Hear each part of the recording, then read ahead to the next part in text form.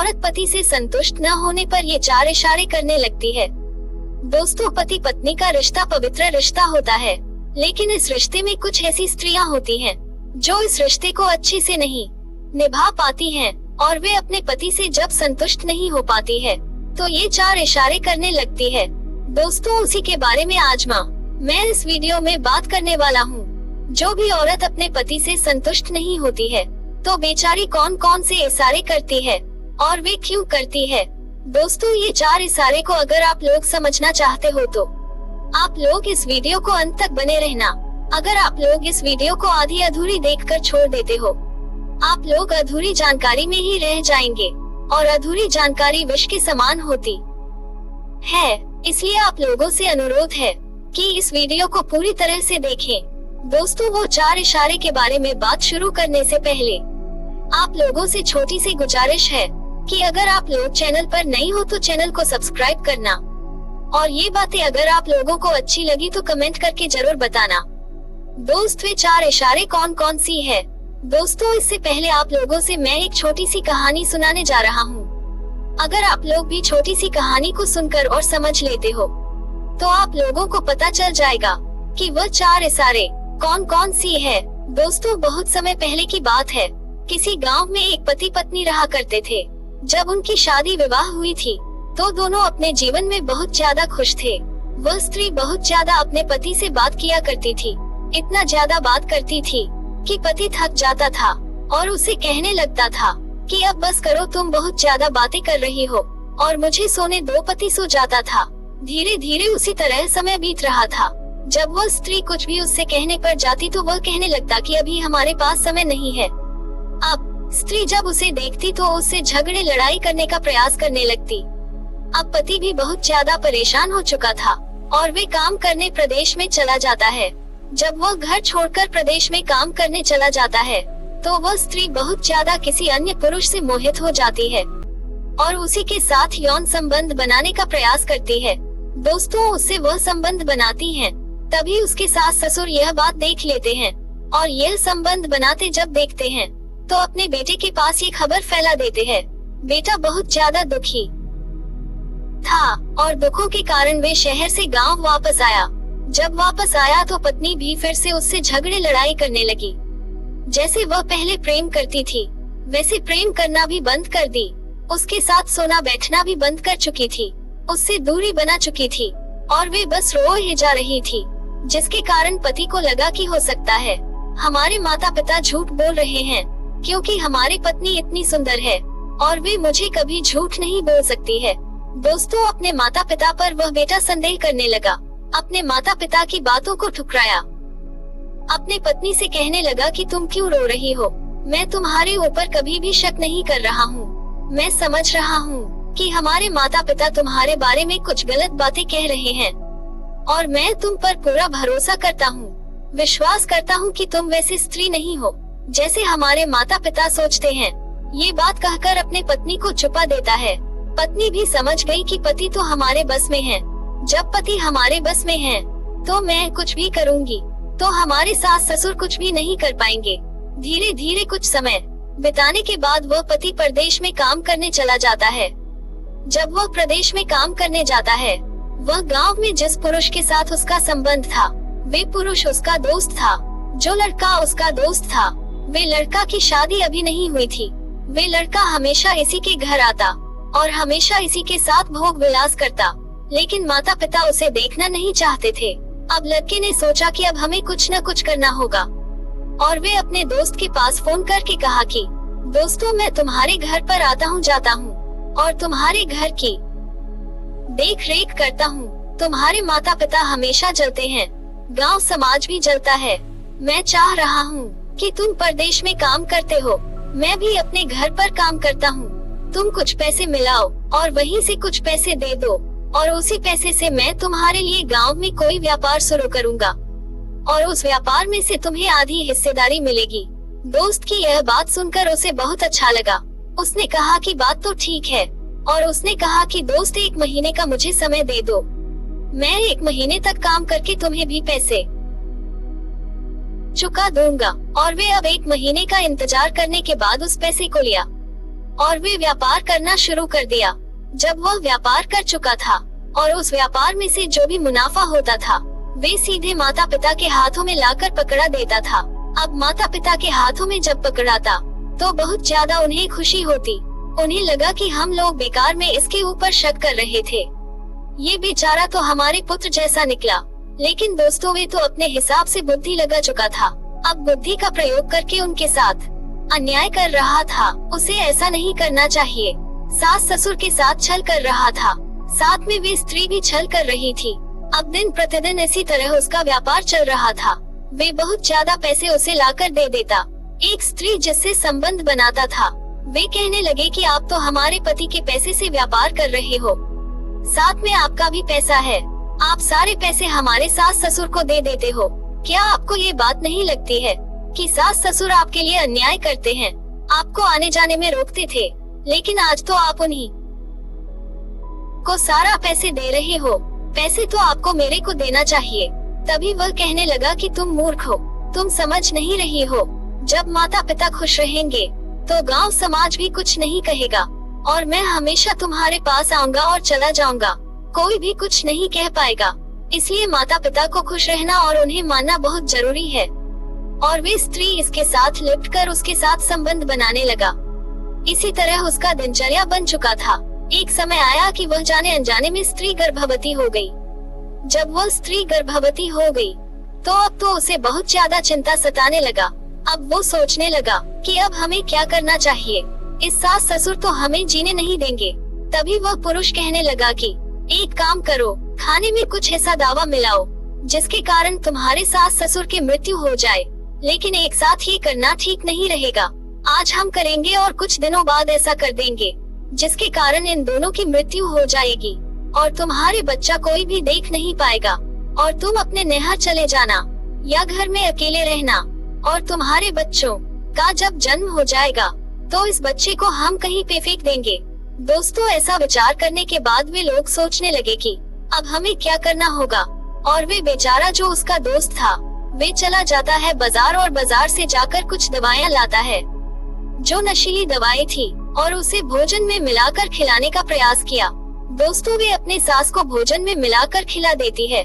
दोस्तों महिलाएं सबसे ज्यादा सास से घृणा करती है क्योंकि सास एक ऐसा होती है जो अपने घरों का देख रेख ज्यादा करती है। इसलिए ज्यादातर स्त्रियां अपने सास से ही नफरत करती हैं और वे अपने सास को भोजन में मिलाकर खिला देती है और सुबह होते ही उसका मृत्यु हो जाता है। जब गांव में यह बात पूरे फैल जाते हैं तो दोस्त बेचारा रोता हुआ दौड़ता हुआ घर पे आता है और रोने लगता है। गांव के लोगों ने देखा कि दोस्त बेचारा इतना ज्यादा रो रहा है। वे लोग भी बहुत ज्यादा क्रोधित थे और दुखी थे और सोचने लगे कि भगवान ऐसा कैसे कर दिए। और वे अपने दोस्त के पास ये खबर फैलाया, लेकिन दोस्तों परदेश में था, वे आ नहीं सकता था। माँ का अंतिम संस्कार करने के बाद अब पिता अकेले पड़ चुके थे। उन्हें भी समझ में नहीं आ रहा था कि आखिर हमारे साथ क्या हुआ। शाम के समय वे दोनों स्त्री और पुरुष एक साथ मिलते हैं तो अपने हाथ को एक साथ पीटने लगते हैं और कहते हैं हम लोग अपने चालबाज में कामयाब हो गए। तभी वह स्त्री कहने लगी कि अब इस बुरे व्यक्ति को कैसे दूर करना होगा। लेकिन वह स्त्री अभी 1 महीने की गर्भवती थी जिसके कारण किसी को पता नहीं चल रहा था। दोस्तों इसलिए उन्होंने एक और तरकीब सोचा कि अब इसे ही हम दवा मिलाकर खिला देंगे। तभी वह पुरुष कहने लगा कि तुम मूर्ख हो गई हो, अगर तुम्हें पता चले कि एक साथ दोनों की मृत्यु हो जाए तो गांव में बवाल हो सकती है और लोग ढिंढोरा पीट देंगे। आखिर इन दोनों की मृत्यु कुछ ही समय में कैसे हो सकती है, इसलिए हम पकड़े जाएंगे। हमारे पास एक तरकीब है। स्त्री कहने लगी कि बताओ कैसा तरकीब है। तभी वह कहने लगा कि हम जो भी व्यापार किए हैं कहेंगे चाचा जी आप उस व्यापार पे चलिए और ये बातें किसी को नहीं बताएंगे और चुपके से व्यापार पर रख देंगे और उन्हें जंगल के रास्ते लेकर जाएंगे और जंगल के रास्ते ले जाकर उनका गला दबा देंगे। ये बात सुनकर वह स्त्री बहुत ज्यादा खुश थी और ठीक उसी प्रकार उसने कहा कि हे चाचा जी आप हमारे व्यापार पर चलिए क्योंकि हमें व्यापार के लिए कुछ सामान खरीद के लाना होगा और आप उस व्यापार को तब तक देखिएगा।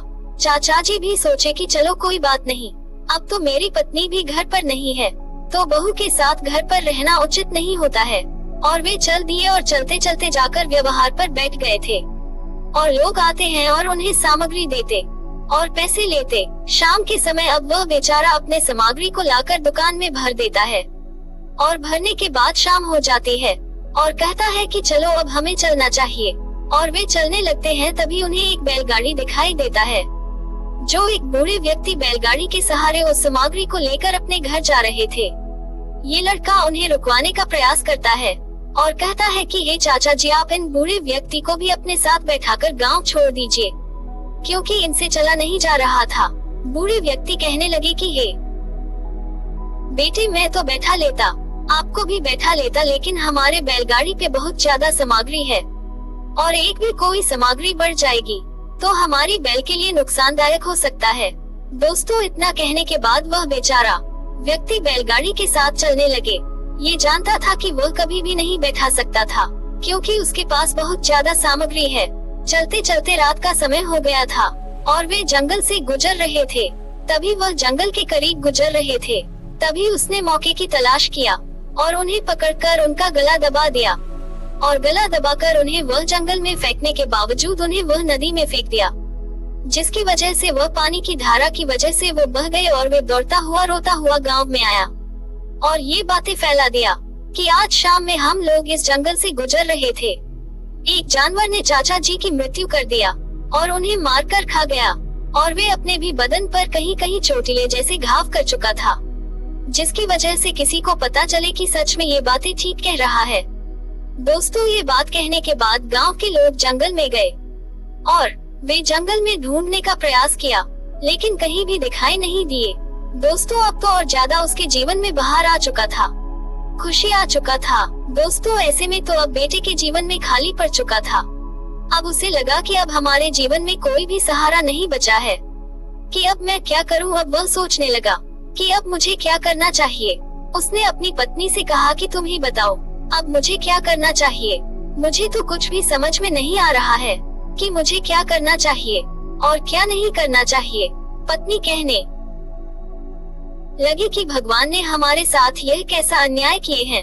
दोस्तों, अब वह लड़का देखते ही देखते उसके साथ और ज्यादा भोग विलास कर चुका था।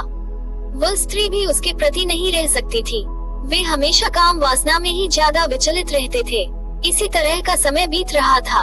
वे लड़का जिसके पुत्र था, उसके माता पिता ने कहा कि बेटे, तुम्हारी उम्र हो चुकी है, तुम्हारा शादी हम लोग करना चाहते हैं।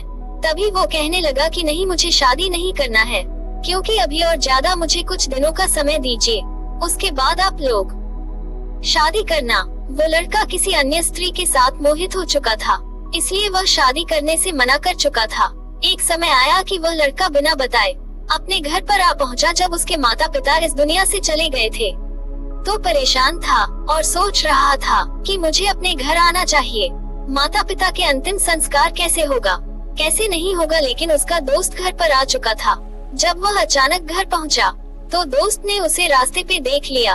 उसे घबराहट हुई और सोचने लगा कि यह बेचारा हमें बताया नहीं, ये कैसे आ गया, और ये अपनी पत्नी को अगर उस हालत में देखेगा तो हम लोग पकड़े जाएंगे। उसकी स्त्री तो गर्भवती हो चुकी है। तभी वह सोचने लगा कि अब हमें क्या करना चाहिए। तभी वह घर पे गया और कहने लगा कि तेरा पति घर पे आ रहा है और तेरे को इस हालात में देखेगा तो कैसा उसे महसूस होगा, तू गर्भवती कैसे हो गई। तभी वह कहने लगी कि तुम्हें चिंता करने की बात नहीं, तुम चिंता मत करो, मेरा पति भोला है और मैं उसे भुला दूंगी। और इतना कहकर वे स्त्री खुश होने लगी और वे सजने लगी और संवारने लगी, तरह तरह के वह श्रृंगार करने लगी। जब वह पति घर पर आया, आने के बाद दरवाजा को बजाया, वह स्त्री खोली और उसे पकड़कर बिस्तर पर लिपट गई, जिसके कारण वे मीठी मीठी बातें करने लगी। जब वह बातें करके हटे तो वह कहने लगा कि तुम गर्भवती कब हो गई। तभी वह कहने लगी कि क्या तुम भूल गए हो, तुम मेरे साथ जब भोग विलास करते हो, संबंध बनाते हो, तो मैं गर्भवती नहीं हो सकती हूँ, तुम मेरे ऊपर संदेह कर रहे हो। तभी पति कहने लगा कि नहीं नहीं, मैं तो पूछ रहा हूँ, तुम गर्भवती हो गई है और मुझे बता नहीं रही है। तेरे आदर भाव हमें करना ही जरूरी है। और वे अपने माता पिता को भूल गया कि हमारे माता पिता की मृत्यु कैसे हो गई और कब हो गई और क्यों हो गई, और यह बात पूछना कि भूल गया। और अपने पति के साथ रहने लगा। धीरे धीरे अपनी पत्नी का आदर भाव करने लगा और पत्नी की कोई काम भी नहीं करने देता।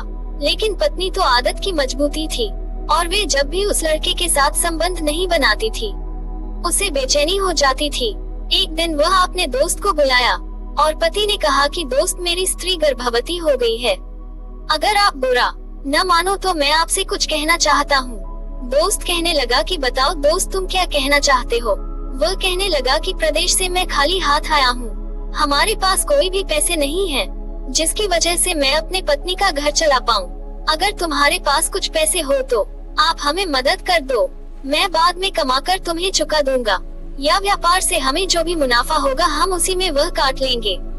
ये बात सुनते ही दोस्त खुशी से उछल गया और उसे देने का प्रयास किया और कहने लगा कि दोस्त, इसमें मांगने की क्या जरूरत है? मैं तुम्हारा दोस्त हूँ और मैं तुम्हारा मदद क्यों नहीं कर सकता हूँ? मैं तो तुम्हारा मदद हर एक मोड़ पर करना चाहता हूँ। तू ही तो मेरे से अच्छे से बात नहीं करते हो। दोस्त कहने लगा कि मुझे माफ कर दो दोस्त, मैं तुम्हें गलत समझ रहा था। मैं तो सोच रहा था कि तुम हमारे घर पर आते हो, हमारी स्त्री के साथ तुम्हारा कोई चरित्र है, लेकिन तुम तो बहुत अच्छे हो। और पैसा लेकर अपने पत्नी को तरह तरह के दवाई खरीद के खिलाने लगा। इस तरह दिन प्रतिदिन और ज्यादा खूबसूरत लग रही थी और मोटी हो रही थी और उसकी खूबसूरती को देखकर वे लड़का और ज्यादा मोहित हो गया। इसी तरह उसका दिनचर्या बन चुका था। एक समय आया कि वे स्त्री बच्चे का जन्म दिया। जो बच्चे को जन्म दिया जिसे देखकर वह बहुत ज्यादा खुश हुई। थोड़ी देर बाद डॉक्टरों ने आया और कहा कि यह बच्चा अपाहिज है, क्योंकि इसका पैर नहीं है और इसका हाथ भी नहीं है, जिसके कारण वह स्त्री बहुत ज्यादा दुखी हुई और क्रोधित हो रही थी और सोच रही थी कि हे भगवान, तूने ऐसा अन्याय क्यों किया? भगवान जो भी करते हैं वे अपने हिसाब से ठीक ही करते हैं। दोस्तों, पति भी बहुत ज्यादा दुखी था और सोचने लगा कि भगवान ने जब हमारे जीवन में बच्चा दिया था तो उसे ऐसा नहीं देना चाहिए, लेकिन क्या कर सकते हैं? भगवान जब हमारे जीवन में जैसा भी बच्चे का जन्म देते हैं वे अपने हिसाब से ठीक है बच्चों का जन्म देते हैं। दोस्तों, उन दोनों पति पत्नी को दुखी देख वह दोस्त भी बहुत ज्यादा दुखी था। इसे कुछ समझ नहीं आ रहा था कि आखिर ऐसा कैसे हो गया। और वे जब हॉस्पिटल से बाहर आई तो स्त्री भी बहुत ज्यादा दुखी होने लगी और सोचने लगी कि यह लड़का जब बड़ा हो जाएगा और बड़ा हो जाने के बाद इसका भोजन पानी कैसे चलेगा, इसे कौन खिलाएगा। और वे अपने पति से कहने लगी कि इसे कहीं पर छोड़ के आ जाओ। तभी वो कहने लगा कि नहीं, ऐसा गलती नहीं करते, भगवान ने हमारे भाग्य में यही बच्चा दिया है, तब इसे कहीं भी नहीं छोड़ेंगे। और उसे बहुत ज्यादा लाड प्यार से पालने लगा। कुछ समय बाद पत्नी ने उसे तरह तरह की बातें कही और कहने के बाद कहने लगी कि हमारे जीवन में ऐसे बच्चे को प्राप्ति हो चुकी है, आप प्रदेश में काम करने चले जाओ। और वे प्रदेश में काम करने चला जाता है। वह स्त्री भोग विलास के लिए वो भूखी थी और भूखी होने के कारण वह उससे बहुत ज्यादा भोग विलास करने के बाद वे रोने लगी और कहने लगी कि बताए, अगर आप मेरे को गर्भवती नहीं किए होते तो आज मेरे कोख से ऐसा संतान की प्राप्ति नहीं होता। तुमने ऐसा क्यों किया? तभी वो कहने लगा कि तुम्हें चिंता करने की बात नहीं, मैं तो कह रहा हूँ तुम्हारा पति अब तो प्रदेश में काम करने चला गया है। जब वो प्रदेश में काम करने चला गया है, हम इस बच्चे को ले जाकर जंगल में छोड़ देंगे। जंगल में जब छोड़ देंगे तो कोई न कोई जंगली जानवर इसे खा जाएंगे, मार देंगे, और मारने की वजह से यह बच्चा मर जाएगा। और तुम अपने पति के पास ये संदेश भेज देना कि हमारे बच्चे की तबीयत खराब थी, अब उसकी मृत्यु हो गई, वे बेचारा कुछ भी नहीं कर पाएगा और हम लोग बच भी जाएंगे। स्त्री को ये सुझाव बहुत अच्छा लगा। जब स्त्री को ये सुझाव अच्छा लगा तो वो कहने लगी कि ठीक है, तुम ऐसा ही करो। और वे दोनों मिलकर जंगल में चले जाते हैं और जंगल में उसे छोड़कर चले आते हैं। लेकिन बेचारा वह लड़का रोता रहता है। उसकी क्या गलती थी जो उसका हाथ नहीं था ना पैर था? वे तो सारी गलती भगवान की थी। भगवान अपने हिसाब से उसको जन्म दिए थे। दोस्तों, वे लोग छोड़कर आते हैं, लेकिन दोस्तों माँ का ममता देखिए, उसे थोड़ा सा भी मोह नहीं आया। वे कैसी माँ थी? एक माँ होती है अपने बच्चों को वह किसी भी हालात नहीं छोड़ती है, लेकिन एक माँ होती है अपने बच्चों को छोड़ देती है।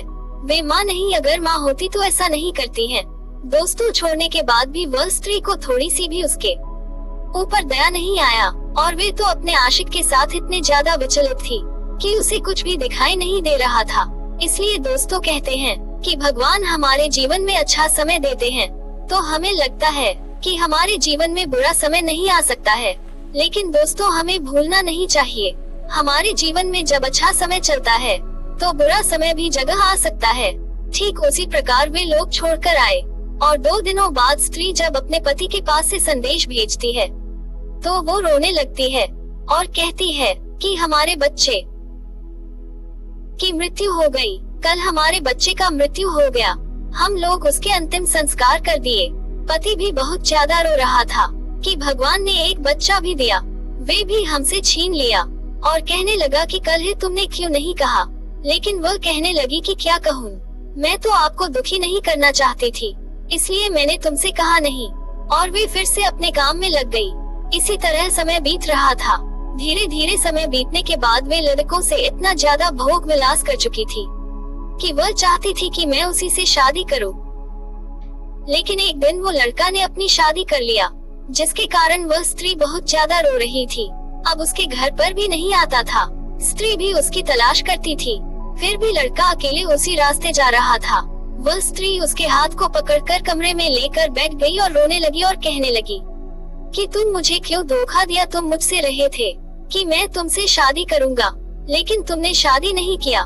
मैंने तुमसे शादी करने के लिए मैंने क्या क्या नहीं खो दिया, मैंने अपने पति को खो दिया, बच्चों को खो दिया, मैंने अपने जीवन को बर्बाद कर दिया, लेकिन तुमने ऐसा क्यों किया। तभी वह उसे थप्पड़ मारता है और कहता है तेरे जैसे चरित्रहीन स्त्री से मैं शादी कर पाऊंगा, मेरा तो पूरा खानदान ही बर्बाद हो जाएगा, मेरा नामो निशान मिट जाएगा। जिसके कारण उसे धक्का मारकर उसे वहीं पर छोड़ देता है। छोड़ने के बाद वह स्त्री भी रोने लगती है। धीरे धीरे वह स्त्री भी अब सोचने लगती है कि अब मैं क्या करूं, और वे स्त्री भी जाकर एक नदी में छलांग लगा देती है। दोस्तों वह स्त्री जब नदी में छलांग लगा देती है, यह बात जब उसके पति को पता चलता है तो वे घर आता है, अपने दोस्त के पास जाता है और दोस्त से पूछता है कि हमारी पत्नी को क्या हुआ था कि हमारी पत्नी ने नदी में छलांग लगा दिया। दोस्त कुछ जवाब नहीं दे रहा था और कह रहा था कि दोस्त औरत बहुत ज्यादा नाटक करने वाली होती है, उन्हें बहुत ज्यादा सुख शांति मिलती है, तभी वह ऐसा कर सकती है। लेकिन पति को पत्नी के ऊपर बहुत ज्यादा भरोसा था दोस्तों, इसलिए उसने अपनी पत्नी की याद में बहुत ज्यादा रोया करता था, लेकिन पत्नी वापस नहीं आ पाई। इसी तरह उसका समय बीत रहा था। एक समय आया कि अब पति भी दूसरा शादी कर चुका था। दूसरी शादी करने के बाद फिर से इसके जीवन में एक स्त्री आई और अपने जीवन में अब जीने लगा। लेकिन उसका दोस्त जब उसका शादी हो गया, उसके जीवन में खूबसूरत स्त्री आई थी, लेकिन वह स्त्री भी बहुत ज्यादा चरित्रहीन थी, इससे ज्यादा चरित्रहीन थी। अब वह लड़का भी बहुत ज्यादा परेशान हो चुका था। चरित्रहीन इतना ज्यादा थी कि उसके जीवन में बहुत सारे दोस्त बन चुके थे, बहुत सारे गैर मर्दों से उसका संबंध था, लेकिन अपने नैहर में उतने मर्दों से संबंध बनाने के बावजूद भी वह स्त्री ऐसा नहीं लग रही थी कि वह उस तरह की स्त्री होगी। इसी तरह उसका समय बीत रहा था। उसके जीवन में भी 2 बालक की प्राप्ति होती है। दोनों बच्चे बड़े हो रहे थे। अब बड़े होने के साथ साथ उनकी खूबसूरती भी बढ़ रही थी। अब वह स्त्री भी तो चरित्रहीन थी। अब अपने बच्चों को देखकर वह अपने चरित्रहीन को दबाना चाहती थी, लेकिन दोस्त कहते हैं कि जो स्त्री चरित्रहीन हो जाती है उन्हें किसी से शर्म नहीं लगता है, चाहे वह माता हो, पिता हो, बेटा हो या बेटी हो। लेकिन दोस्तों वह स्त्री धीरे धीरे अपने बेटों से शर्मा रही थी और शर्माने की वजह से धीरे धीरे वो काम करना छोड़ दिया। एक समय आया कि वह स्त्री बिल्कुल ठीक हो चुकी थी।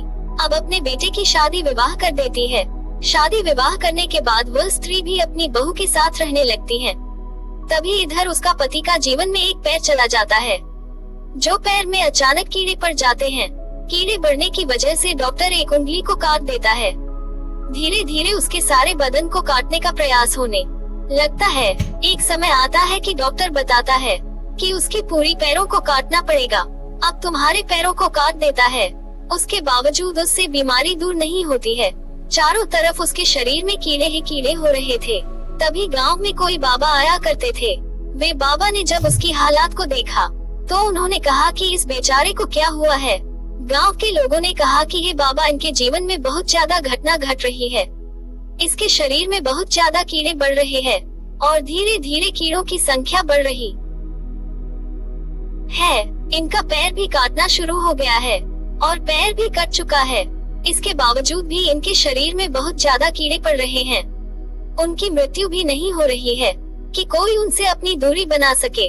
तभी बाबा कहने लगे कि ठीक है, ये बिल्कुल ठीक हो जाएंगे, लेकिन एक मठ है, उसी में एक ऐसा बाबा रहा करते हैं जो बाबा अपने जड़ी बूटी की वजह से इन्हें ठीक कर देंगे। तभी वह कहने लगे कि बताए हे बाबा, इन्हें तो हम ठीक करना चाहते हैं। उसके घर परिवार के लोगों ने उस बाबा से यह बात को पूछा। उस बाबा ने, जो जंगल में मठ बनाकर एक बाबा रहा करते हैं, उनके पास भेज देते हैं और वे लोग चले जाते हैं। जब वे मठ में जाते हैं तो देखते हैं कि ऐसे बाबा है, ना जिनका पैर है ना हाथ है, लेकिन उनका शरीर बहुत ज्यादा शक्तिशाली है। उनके आस पड़ोस में बहुत सारे शिष्य उन्हीं के साथ शिक्षा ले रहे थे। जब ये सब देखते हैं तो हैरान हो जाते हैं और सोचने लगते हैं कि यह बाबा कैसे जीवित हो गए, आखिर इन्हें भोजन किसने खिलाया होगा। तभी वे लोग सोचने लगते हैं कि चलो इनके शिष्य लोग हैं और यही लोग इन्हें भोजन खिलाया होगा, और वे बाबा के पास जाते हैं और इस बेचारे के बारे में पूरी बात को कहते हैं। लेकिन बाबा कहता है कि मेरा भी एक गुरु है और वे गुरु कहीं दूसरे गांव में गए हैं। जब वो आएंगे तो आप लोग आकर उनसे मिल सकते हो। और वे लोग वहां से चले जाते हैं। फिर 8 से 10 दिन बाद बाबा के पास जाते हैं और वे बाबा के गुरु आ चुके थे। उन्होंने कहा कि हे गुरु, हमारे साथ जो भी हमारे पति हैं। स्त्री कह रही थी कि हमारे पास जो भी पति है, इनकी तबीयत बहुत ज्यादा खराब हो चुकी है। इनके सारे शरीर में कीड़े पड़ चुके हैं, कीड़ों की संख्या बढ़ रही है, आप इन्हें सही कर दो। बाबा ने कहा कि ठीक है, और उनके ऊपर उन्होंने कुछ जड़ी बूटी का छिड़काव किया। जैसे उन्होंने जड़ी बूटी का छिड़काव किया, अचानक उस जड़ी बूटी में आग लग गई और वे जड़ी बूटी जलकर राख हो गए।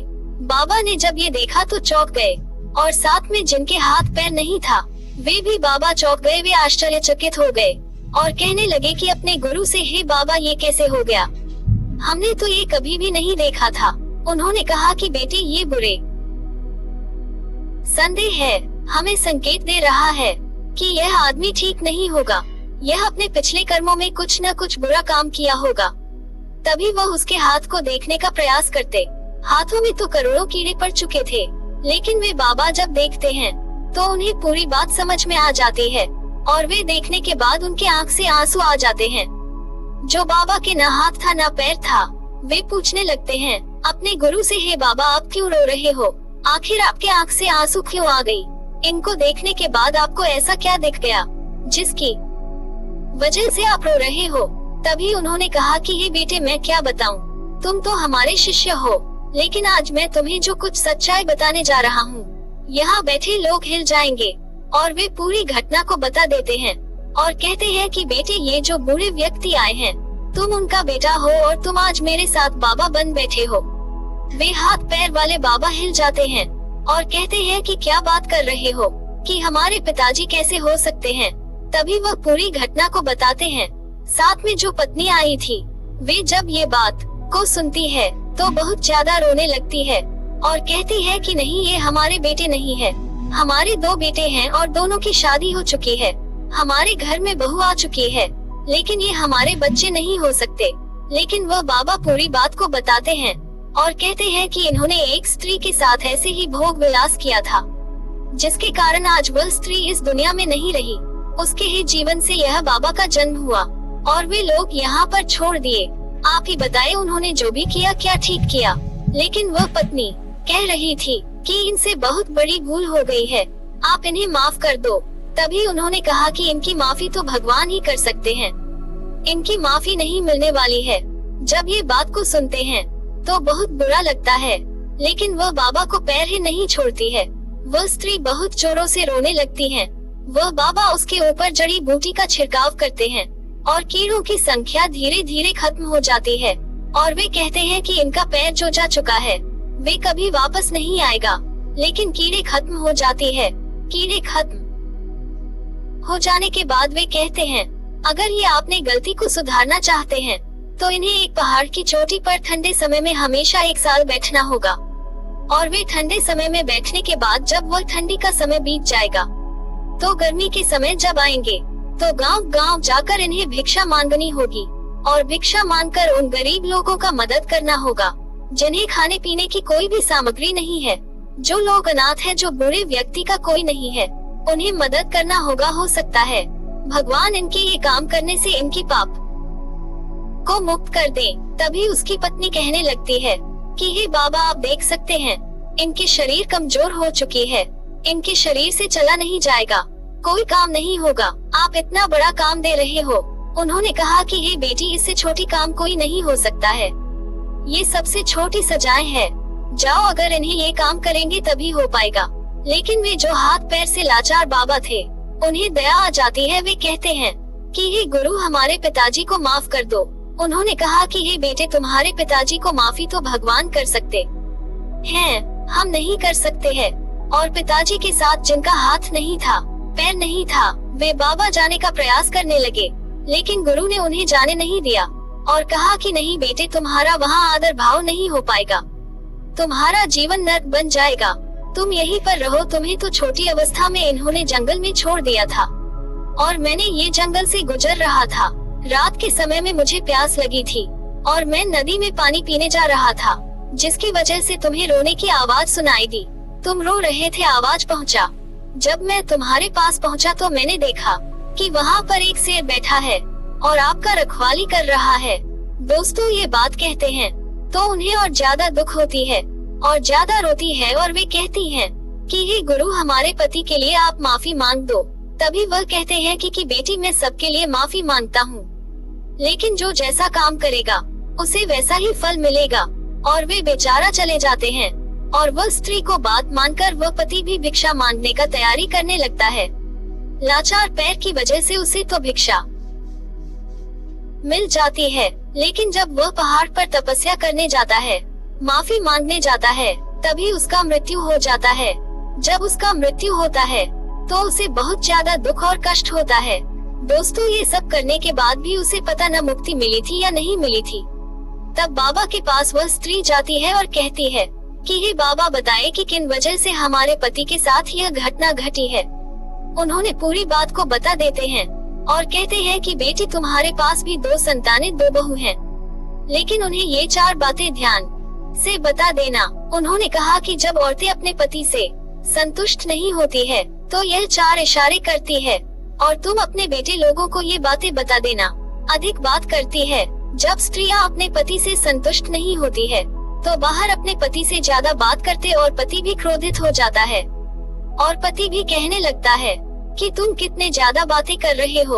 और उन्होंने पहले इशारा बताने के बाद दूसरा इशारा बताना जारी रखा और कहने लगे कि दूसरा इशारा यह है कि पत्नी जब पति को देखती है तो देखकर ही झगड़े लड़ाई करने का प्रयास करने लगती, गाली देने लगती है और उसे तरह तरह की बातें बोल लेती है। और उन्होंने दूसरी इशारा बताने के बाद भी तीसरी इशारा बताना जारी रखे और कहने लगे कि पति पत्नी के बीच दूरी होने लगते हैं। पति पत्नी एक दूसरे को देखकर झगड़ा लड़ाई तो करते हैं, उन दोनों में दूरियां होने लगती है। दूरी होने के कारण उनकी संबंध में छूट जाते हैं और उनके जीवन में दुख और तकलीफ आ जाती है। और चौथी कारण उन्होंने ये बताना जारी रखा कि उनका प्रेम भी कम हो जाता है। जब एक पति पत्नी एक साथ होते हैं तो उनका प्रेम भी बहुत ज्यादा होता है, उनका शारीरिक संबंध भी होता है, लेकिन वे सब धीरे धीरे कम हो जाता है और छूट जाता है। अगर यह 4 इशारे जो भी करती है तो समझ जाना कि वे अपने पति से संतुष्ट नहीं हैं और वे संतुष्ट होना चाहती हैं। कोई भी मर्द अगर ये 4 इशारे को समझ जाता है तो उसकी पत्नी कभी भी उससे असंतुष्ट नहीं रहेगी, हमेशा वह संतुष्ट रहेगी। दोस्तों, उम्मीद करता हूँ कि आप लोगों को ये बातें बिल्कुल पसंद आई होगी और आप लोग समझ भी गए होंगे कि ये 4 इशारे कौन सी है जिसकी वजह से हमारी पत्नी करती है जब वह संतुष्ट नहीं रहती है। दोस्तों, इस बात को सुनने के बाद अगर यह बात आप लोगों को अच्छी लगी हो तो कमेंट करके जरूर बताना और चैनल पर नए हो तो चैनल को जरूर सब्सक्राइब करना।